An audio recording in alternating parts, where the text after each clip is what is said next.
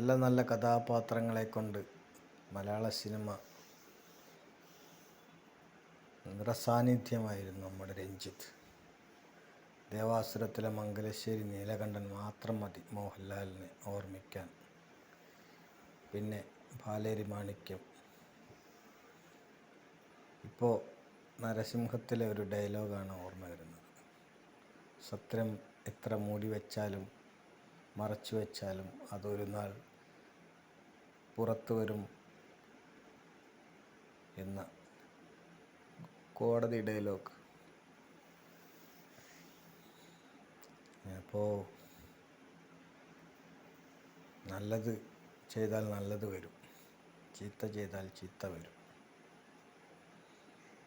അത് എന്നായാലും അത് വെളിയിൽ വരും.